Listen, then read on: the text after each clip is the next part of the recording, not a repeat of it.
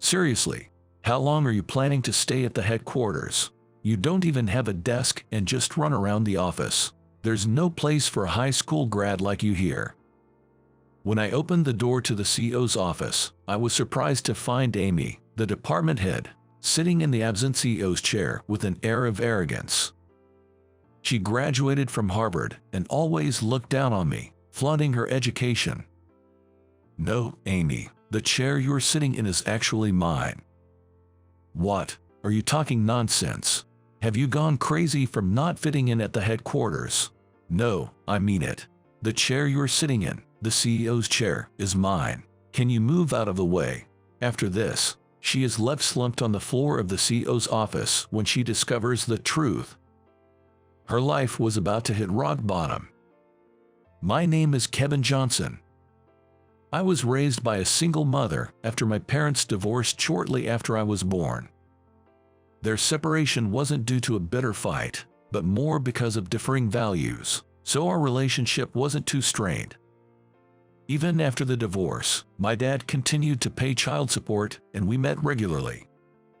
He was a hard-working man and started talking to me about his job when I entered middle school. Eating the slightly fancy meals he treated me to, I thought to myself as a child that a lot of things can happen in a company. That also sparked my interest in joining the workforce. Gradually, I began to consult my dad about life's decisions. He was like a reliable figure, watching over me from a distance. After graduating high school, I joined a trading company. I consulted my dad about whether to go to college. I didn't have a specific field I wanted to study at that time. When I discussed this with my dad, he advised me to start working first. He had worked after middle school, experienced various jobs, and only then went to college. You'll only understand the real enjoyment of college after working and realizing what you need and what studies will enhance your skills, he advised. Besides, college tuition isn't cheap. It would be a waste to go without a clear goal. He generously offered to pay for my college if I ever decided to go, so I chose to enter the workforce first. I was assigned to a local branch of the trading company, which had a great atmosphere. The branch office had a great atmosphere, and although I had to work late every day to complete unfamiliar tasks, I never had any difficulties with relationships at all. Being in my teens with plenty of energy, over time felt like being in a club activity and wasn't too hard. Every day was stimulating, full of new things to learn and understand. I felt grateful for following my dad's advice, thinking I might have just drifted along in college. As I worked, I found one thing after another that I wanted to learn. For instance, our company often dealt with overseas transactions. This made me want to learn more French, or even other languages such as Spanish or Chinese. Although I was in sales and not heavily involved in overall company management, I aspired to understand the financial statements of our company and those of our clients. This interest led me to contemplate studying accounting and business management. Whenever work ended early, I spent time reading introductory books I bought from bookstores. During those fulfilling days, I reached my 6th year in the workforce. That year, a new female employee joined the company. Her name was Amy. Apparently, she was a returnee from abroad and had graduated from Harvard University. Moreover, her parents were a diplomat and a translator. Naturally, she was a bilingual, indispensable for our trading company. She was what you'd call a well-educated lady from a privileged background. Amy was as competent as the rumors had suggested, but she always seemed in a hurry, as if under pressure. It was like she had unknowingly labeled herself as someone who must excel. She was apparently polite to the employees around her, but I was a little wary because I felt that there was something hidden somewhere in her tone of voice that was condescending to them. My caution proved right when Amy's attitude towards me changed drastically one day. It was the day she learned I was from a single-parent family and only a high school graduate. Suddenly, Her eyes turned cold, and she said, "Oh, you are from a single-parent family, and just a high school grad. How did you even get into this company? Was it through connections or something?" Despite being from Harvard and bilingual, Amy was still a junior colleague to me. I didn't want to lose my temper with her, so I brushed off her remarks and let it slide, though I was surprised she dared to say that to me.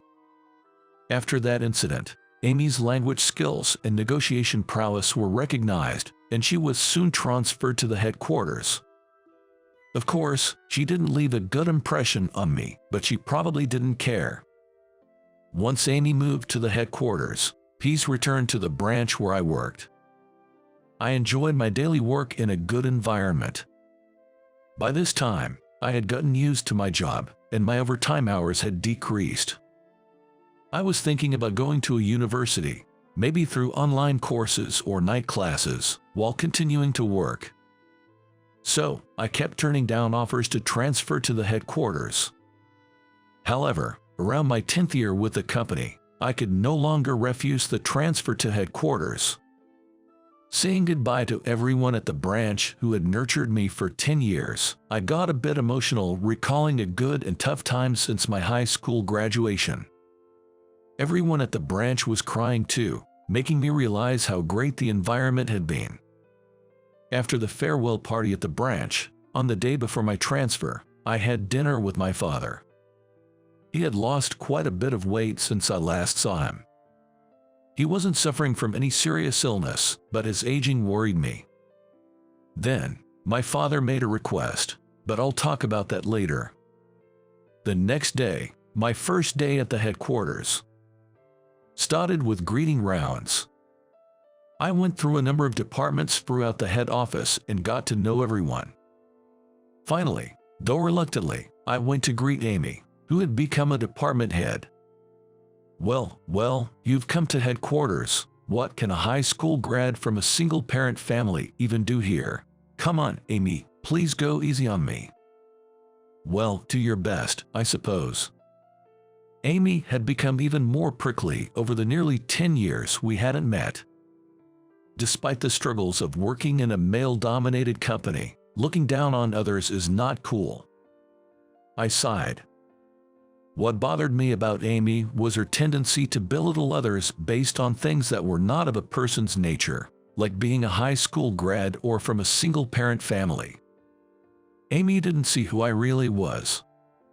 She didn't care of my 10 years of hard work and what I had learned in this company. Fortunately, I worked in a special department, so I didn't have to see Amy often, but whenever we met at meetings, she would find some way to prod at me. "Oh, Kevin, there you are. Did you even understand today's meeting, being a high school grad?" "Yes, I did, obviously. Besides, I was the one who prepared today's meeting materials." "Kevin, are you still at headquarters? I thought you would have gone back to the branch by now, or perhaps unassigned to a subsidiary." "No, I came to headquarters for a mission. I wouldn't just go back to the branch so easily." I never talked back in reality, but I always had a retort in my mind. One day, I had to visit Amy's department for some work. "Emily, what is this translation? We can send such a document to our clients."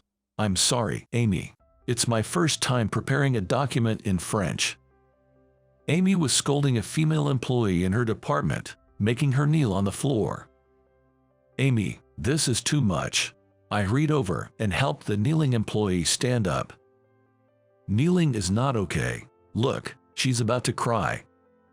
When I reprimanded Amy, she snatched the documents I was about to hand her. "It's her incompetence that's the problem," she said angrily, tossing the documents onto her desk. "Thank you." The scolded employee thanked me, but Amy just returned to her desk without a glance at us. The rest of the department was working uneasily, watching Amy's mood. The atmosphere was far from pleasant. "Don't yell too much, okay?" I warned Amy, but she just shrugged her shoulders. It was about half a year into my days of running around the headquarters. I was called to the CEO's office and adjusted my tie, thinking the time has finally come. I did a full body check in the restroom, polished my shoes, took a deep breath, and headed to the CEO's office. When I opened the door, there was Amy, sitting arrogantly in a chair. "Amy, what are you doing here?"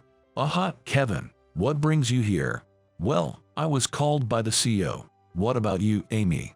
By the way, how long are you going to be at the headquarters? You're just running around without a desk. A high school grad like you doesn't belong here." "No, the chair you are sitting in, that's my chair." "What? Are you talking nonsense? Have you gone crazy because you don't fit in here?" "No, I mean the chair you're sitting in, that's my chair, the executive vice president's chair. Can you move?" You're not the executive vice president. What are you talking about?" Just then, the CEO walked in. "Amy, what are you doing playing around here? Do you have business with Kevin, the executive vice president?" "Mr. Wilson, the CEO. Kevin is really the executive vice president. Not just the executive vice president from today. Kevin is the CEO." Mr. Wilson, the former CEO and now chairman, slowly said this. "Yes. I was transferred here half a year ago as an executive vice president. And today, I was called to the CEO's office to receive my appointment as CEO. Moreover, Mr. Wilson is my father. Although we have different last names due to my parents' divorce, he is undoubtedly my father. He started this company while my mother was pregnant with me. He even secretly set up the company and started attending college without consulting my mother. After I was born, he focused solely on work and college, neglecting family and parenting. My mother, frustrated by his lack of communication and involvement, filed for divorce. Since the divorce, my father has dedicated himself to work, but recently his health has been declining. Thankfully, no major illness has been found, but years of overworking have led to minor health issues.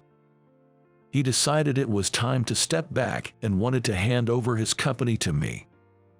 That's why I've been so busy at headquarters for the last 6 months, preparing to take over as CEO. I had always planned to eventually take over as CEO, so I was somewhat prepared. My initial assignment to the branch office was to ensure I was familiar with its operations before becoming CEO. "Amy, there should be a company-wide email about the announcement. Check it." A notification sound chimed. I prompted Amy to check her email. The email announced Mr. Wilson's resignation as CEO and his new role as chairman, my promotion from executive vice president to CEO, and also Amy's assignment to a subsidiary. Amy is indeed capable, but her attitude towards her subordinates has garnered poor reviews. Apart from making an employee kneel, there have been various complaints about her behavior. When I prompted Amy to read the email, she seemed to understand everything. That I was also the president's apprentice, working on internal investigations. That she had continued to belittle me. That she had yelled at her subordinate in front of me, the next CEO. She collapsed on the spot and couldn't move for a while. Then, a woman's voice said, "Sorry I'm late." And in came Emily. She was the female employee Amy had scolded into kneeling the other day. Emily had worked for one of our client companies but resigned last month. Mr. Wilson, our CEO, had noticed her detailed attentiveness and clear documentation as a sales assistant and had hunted her when she decided to quit. Having lost her parents early, Emily had been involved in various jobs since graduating middle school. She was working at a restaurant when she was headhunted by her previous company's president. Despite excelling in secretarial and reception duties, and as a sales assistant, rumors circulated that she might be the president's mistress due to the nature of her recruitment. Nevertheless, she bravely handled her tasks until she was falsely accused of misconduct and resigned last month, fed up. Emily was apprehensive about joining our company, worried about facing hostility again, but Mr. Wilson persuaded her, promising a better experience.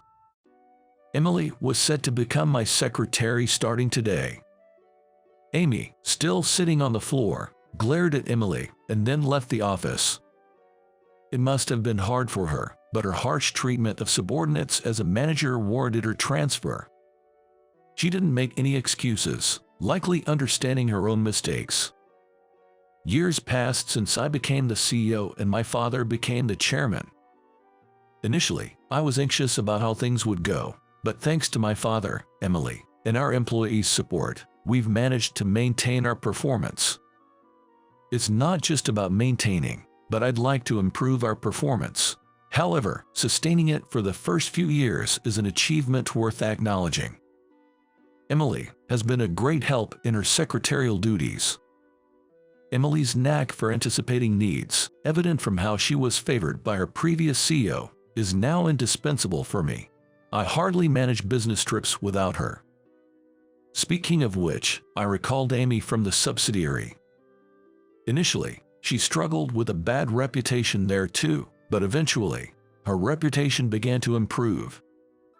Curious about how she had changed, I called her back. To my surprise, she had transformed into a pleasant woman, as if a burden had been lifted off her. The condescending attitude and patronizing manner that had marred her charm were completely gone. Moreover, her sharp intellect, honed at Harvard, remained intact. She started receiving praise from colleagues and no longer attracted any negative feedback. Feeling confident about her transformation, I promoted her to a department manager. Some time after her promotion, I randomly encountered her at a diner during lunch break. Mr. Johnson, instead of being resentful, Amy graciously offered me a seat opposite her. Amy, you've really improved at work. Everyone is grateful. No, I'm embarrassed. How can I apologize for my disrespect towards you? No need to apologize. Who you are now is what matters. I was always trying too hard. I know it sounds like an excuse, but my mother was a high school graduate. She was half Mexican, working in a pub where she met my father and got married. My father always ridiculed her for her education. Watching that, I vowed not to become like my mother. I thought not going to college was the worst thing. Desperate to add to my educational qualifications, I studied hard and got into Harvard, but I was an underachiever there, which only made me more obsessed with my education. Here, even as an underachiever, graduating from Harvard earned me admiration, which I enjoyed. Amy started talking as I settled down, eating my lunch and listening quietly. I'm grateful you sent me to the subsidiary. My mother, living near it, had separated from my dad after I graduated. While at the subsidiary, I lived with my mother. She hadn't divorced but had a relieved expression in separating from my dad. I asked her things I never could before, like if she regretted not going to college or not wanting more education. She said she had no regrets. She enjoys her translation work now, even without a college degree. In fact, she regretted marrying my dad, who belittled her for her education. Amy continued to talk, even as her lunch cooled. I might have been a bit envious of you. I saw my mother being ridiculed and got too caught up in education. Despite struggling at Harvard, which I had worked so hard to get into, I couldn't leave because of its prestige and finally graduated. Yet you, despite being so capable, didn't go to college and even considered online courses when work settled down, which seemed so relaxed to me. I couldn't understand it. It was frustrating and enviable. That's why I maintained such a rude attitude towards you. Looking back, it seems nonsensical and unjust, but back then, I was desperate to uphold myself. Education was everything, and I couldn't comprehend someone like you who thought differently. I'm truly sorry for that. Look at me, I said. Amy was crying. I had no idea you had such a traumatic experience, Amy. I always thought you walked a sunny path of elite success. Before I knew it, I was engrossed in Amy's story, setting aside my meal. It's true that appearances can be deceiving, and I felt sorry for Amy, who had been so constrained by her education.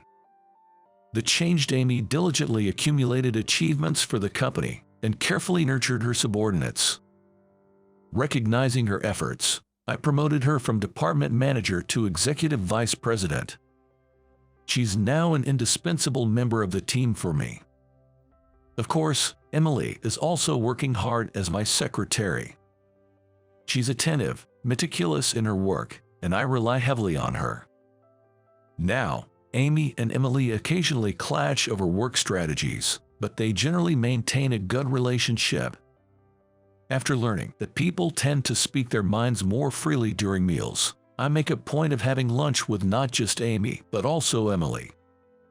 My father, now the chairman, teases me saying, "You sure are popular with the ladies, but it's not about that. It's purely about understanding my subordinates' honest opinions to facilitate smooth operations." Speaking of which, my parents have been dining together more often since I transferred to the headquarters. My mother initially complained, "What now, after all this time?" But she seems fulfilled knowing my father has always cared for us, and my appointment as CEO perhaps filled a void for her. Lately, she's even started saying, "Maybe I could remarry that man again."